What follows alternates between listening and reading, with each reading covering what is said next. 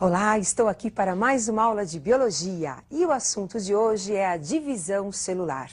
Nós temos dois tipos de divisões celulares, a mitose, que é um processo equacional, e a meiose, que é um processo reducional. A mitose, que nós vamos comentar primeiramente, é um processo que está ligado à multiplicação celular dos animais e dos vegetais.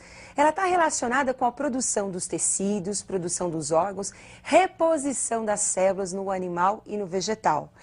Observem agora um dos processos mais importantes, que é a mitose, acontecendo na célula animal. O início da vida, nós temos aí o processo de fecundação, o encontro dos gametas. Vocês estão observando o óvulo, gameta feminino, e a penetração do espermatozoide.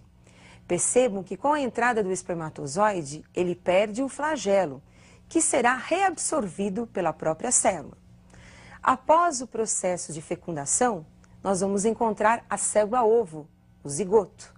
E essa célula passa por um processo de repouso durante 24 horas, onde dará início à primeira divisão celular, formando duas novas células, que formarão 4 novas células, que formarão 8 células, dando origem ao desenvolvimento do embrião, do feto e da criança. Como nós observamos, após o processo de fertilização, sucessivas mitoses vão ocorrendo nas células até a formação da criança. Agora, antecedendo a mitose, nós temos uma fase conhecida como intérfase, que eu citei. E eu gostaria que vocês observassem o processo da intérfase. Observem a tela agora. Temos agora o núcleo se preparando para entrar em intérfase. É o núcleo interfásico. O aparecimento do envoltório nuclear. A membrana que vai envolver o conteúdo, o material genético da célula. No envoltório nuclear nós vamos encontrar os poros, que permitem a entrada e a saída das substâncias do citoplasma para o núcleo da célula, de acordo com a necessidade da célula. Em seguida, o material genético da célula, filamentos. Nós temos a eucromatina, que é a fita descondensada, e a heterocromatina, que é a fita condensada de DNA. Fita esta responsável pela nossa informação genética. E o nucleolo, que é o núcleo do núcleo. Durante a intérfase, nós temos então uma fita de DNA. Esta fita de DNA passa por um processo de duplicação, formando então agora duas fitas conhecidas como cromátides. Essas duas fitas guardam a mesma informação genética.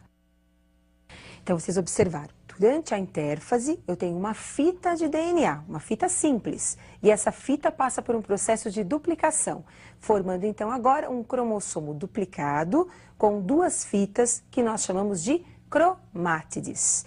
Bom, mas o material genético vai passar por diversas modificações durante o ciclo de vida de uma célula. E são essas modificações que eu gostaria que você acompanhasse agora comigo. Nós temos aí uma fita passando pelo processo de duplicação, então o material genético é duplicado. Posteriormente, passa pelo processo de condensação para facilitar a divisão celular, para não ocorrer quebras durante a separação, como vocês estão observando, das duas fitas. Essas fitas, ligadas por um centrômero, separadas, nós chamamos de cromátides. E essas cromátides, que na verdade agora são os cromossomos simples, passam pelo processo de descondensação.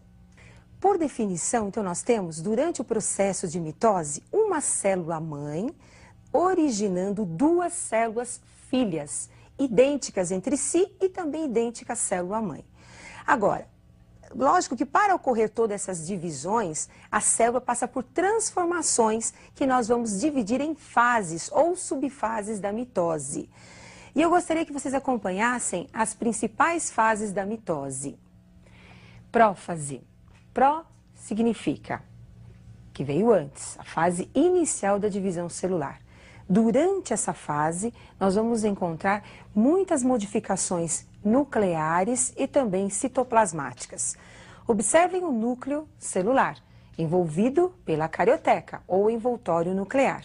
Temos também na prófase os dois centríolos e a formação do áster, são essas fibras em volta do centríolo. E os centríolos começam a se afastar, dando origem ao que nós chamamos de fusos mitóticos. Também durante a prófase, vocês estão observando que a carioteca passa por um processo de desintegração. E o nucleolo também, que é o núcleo do núcleo. O material genético nessa fase inicia-se o processo de condensação. E temos no final da prófase o desaparecimento da carioteca e do nucleolo, a formação do fuso e o material genético agora duplicado, começando a se tornar visível, porque eles estão no processo de espiralização ou também chamado condensação. Metáfase. Essa é uma fase muito importante para os estudos citológicos, porque durante essa fase os cromossomos são mais visíveis. É possível fazer um exame chamado cariótipo, onde é analisado o tamanho, o número e a forma dos cromossomos da espécie. Observem que os centríolos ocupam os polos da célula, entre eles nós temos aí os fusos, e o cromossomo está no centro da célula, ocupando uma zona que nós chamamos de faixa equatorial. Observem também que os cromossomos estão duplicados. Como vocês acabaram de observar, durante a metáfase, nós temos os cromossomos duplicados, formados então por duas cromátides unidas pelo centrômero. É bom que você guarde bem isso. Cromátides são as duas partes do cromossomo duplicado. Agora eu gostaria que vocês acompanhassem as fases seguintes. Anáfase, a fase posterior à metáfase, aonde percebam, ocorre a separação das cromátides. Então a fibra estava tensionada entre um centríolo e o outro, agora acaba separando-se, levando com elas as cromátides para os polos. Então nós temos a divisão do centrômero e as cromátides caminhando para a região polar. Telófase. Nesta fase, observem, nós vamos encontrar o envoltório nuclear e o nucleolo, que haviam desaparecido, retornando à célula. E a célula passa por um processo de estrangulamento. Esse processo de estrangulamento é conhecido como citocinese, divisão do citoplasma. E teremos a separação das duas células, com a formação das duas células filhas. Observem também que cada centríolo ficará com a nova célula. E o material genético encontra-se nessa fase descondensado, em forma de fita. Como acabamos de observar, então, durante a mitose, uma célula-mãe entra em divisão e forma duas células filhas, idênticas entre si e idênticas à célula-mãe. Agora, um outro processo importante é a meiose, que nós vamos estudar, em que ocorre a divisão celular para a formação dos gametas, no caso dos animais, e a meiose também ocorre na divisão celular, na formação dos esporos, nos vegetais.